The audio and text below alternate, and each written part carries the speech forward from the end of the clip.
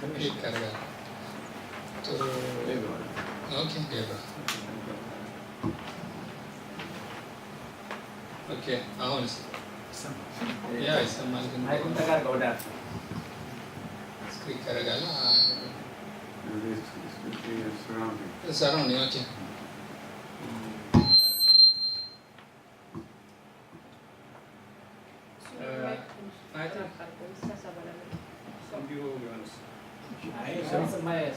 ያስፈልጋል። ኦኬ ጥሩ እንግዲህ ያው English yes. Okay, he's recommending me to speak English, but how to do that? Okay.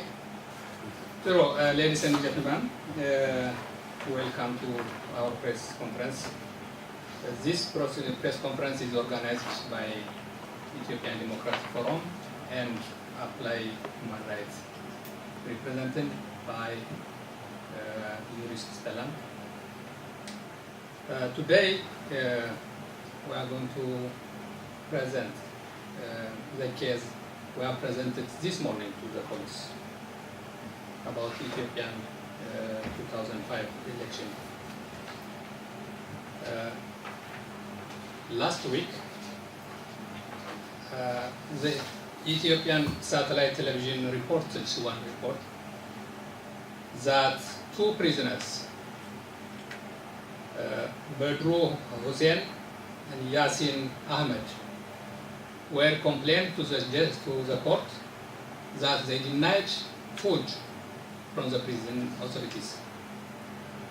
And the court, okay, the court ordered that they should get food. Even if the court is ordered, the prison authorities denied again giving them food. So they came back after 48 hours. They came back to the court without eating.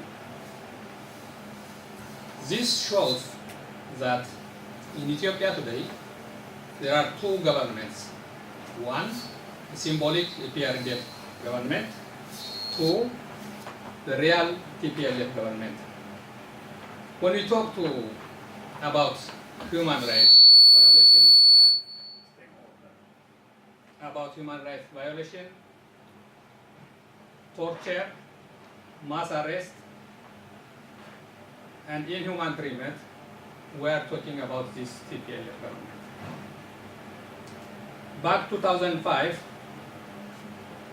the West promised a huge amount of aid to Ethiopia, provided that if the Ethiopian government shows transparency, democracy.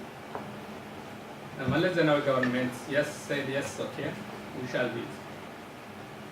And they did start showing a democracy process for election, and at the beginning it was going well. The media was free. The opposition parties could participate without fear, and everything was going well. Then after May 5, the election day, shows that the opposition won a big majority against the government. Soon after, before the elections counted, the government declared a winner. With that, the people were very disappointed and angry. Some students went to protest, but the Prime Minister announced the state of emergency, mobilized a military, 55,000 militaries, specially trained, to Addis Ababa. Roadblock was erected, and people, house to house, was registered, disguised militias, 10,000 in Addis Ababa, were rearmed from Tigray province. And a committee is set, which is led by Meles Zenawi and Arkeba Kubai. Since Meles Zenawi was responsible for the whole process, and he assigned Arkeba Kubai for Addis Ababa operation. Addis Ababa was divided into 7 command posts. In each command posts were set cadres, a military commando, selected, led by Tigray Liberation Front. The people were disappointed. Some want to give up, they want to protest using the democratic right given by the constitution. Even that democratic constitution didn't help, and sharpshooters, every building was set and start shooting, killing without asking. As a result, 200 people only in Addis Ababa were killed. Over 300 were wounded or inhuman treated. 60,000 were detained, most of them in Edessa.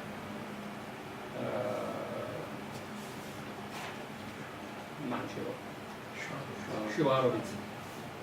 Those 2 camps were a detention center. In that detention, there were mistreatment, beating, torture, and some are killed without notice. The army, which was given impunity to kill, was the Agazi unit, which is specially selected, trained ethnically, and start massacring the Ethiopian people. We call the Ethiopian people the whole region, or the whole area of Ethiopia, and they call the Amharas, the Tigrayans, the Oromos, and so on. This differentiation helped them to identify people and kill. It was a massacre which went on and on. As a result, many were handcuffed, many was dead. A lot of people are in exile. Even up to now, the opposition party was hunted. Most of them are in exile. So because of that, the West reacted that they could deny us if this thing is not investigated. And the government pretended that there is a democracy and transparency so that they can investigate this without fear. And they set a committee. The committee, which has a limit, only investigating the victim sides, not the criminals. And this committee did a big job investigating who was killed, which area, by what, date, time, name, and place. Based on this committee report, me and Mr. Stellan had started last year, 2013, in June, I think, this investigation. We had a lot of job to do. This report shows only the criminal side. The most challenging side was who did that, who was responsible. To get that responsible person in today's Ethiopia, as I said in the beginning, the EPRDF is just a symbol government. The real criminals are the Tigrayans, the Tigray People's Liberation Front, to go in that structure and get the real person who ordered the killing was a challenge. However, using our people in the area, some are in the intelligence, some are working together with the TPLF regime, and let defected, we have to search for them and hear them as a witness through Skype, through telephone. And finally, we found who was responsible, who ordered that killing. That killing was ordered from the Central Command in Addis Ababa by 2 generals. Those are Samurai Yunus and Taddese Orede. This killing order goes down to the command post and executed by any individual commanders in the area. To name them was this participation in the committee, where the main actor in Addis Ababa killing organized from ethnic-based cadres and military and securities were Arkebe Kubai. Arkebe had organized this killing, the opposition and every individuals.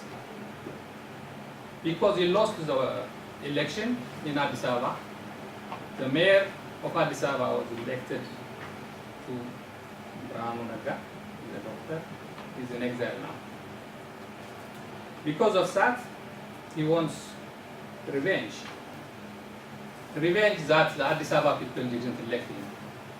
So that he organized, brought his specially selected cadres from Tigray, 10 of them, and set them in every Addis Ababa post as the responsible person or command the operation in that area. So every crime committed is under his responsibility. Through him, Baraka Simon, Abadullah Gamada, Abbai Sahaye, Getachew Asafa, who is a security advisor to the Prime Minister,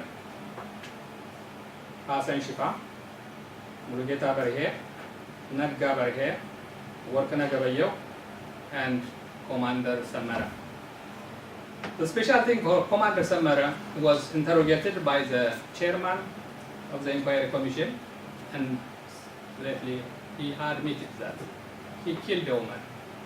He killed the woman because she cried that they took her husband from house. They took her husband. She started shouting, "Why do you take him?"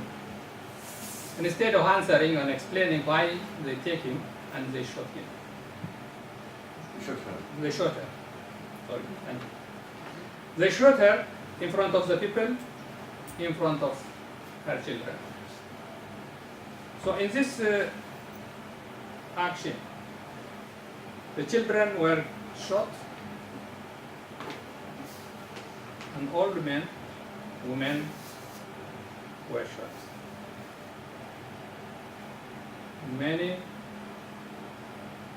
Many properties were confiscated. For that reason, we try to find the criminals and bring to justice. Justice for the Ethiopian people who are victimized in this process. Thank you.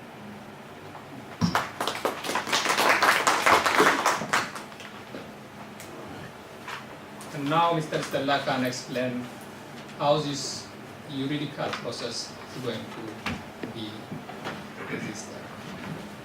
Yes, we have given notice to the police that we want 13 people in charge for different very grave human rights violations. And due to that it is about 9 years ago, we can't use the new law that has been developed through the 1st of July this year. That will make it more easier to define the crime according to World Crimes of War and Crimes Against Humanity. But we will anyhow use the legal possibilities that are in place before the 1st of July. And we see no difficulties that the charge is very clear and visible. And we have, during the work, we have the basic document was the report from the Inquiry Commission, when we have that has found and identified every death, the name of the person, the place of the death, why the people is dead, if it's a bullet or a stick or some other harm to the body that caused the death. And this list we have translated to English and given to the police, and they were quite impressed to say that this is not a document that we have developed, but an official committee that were installed by the Prime Minister in Ethiopia. That is very important. And now we also are able to use the chair of this committee, and hopefully perhaps he will be on Skype here soon, that could give a statement about the findings in addition to the document. The document is signed by all the committee members, and we have a copy, a very good copy, and the judge who will share the original with him when he escaped to US. And based on that, we have assembled as well other witnesses to give the witness about the organization of Agassiz and the military and the police and the federal police, and how they were used, both from the organizational part, from the political part, but also from witnesses who has been harmed in the streets. We have people here who has been shot by the Agassiz military and still have wounds or problems with the wounds. And we have Miljan, it's sitting beside me here, who were the police, and Addis Ababa.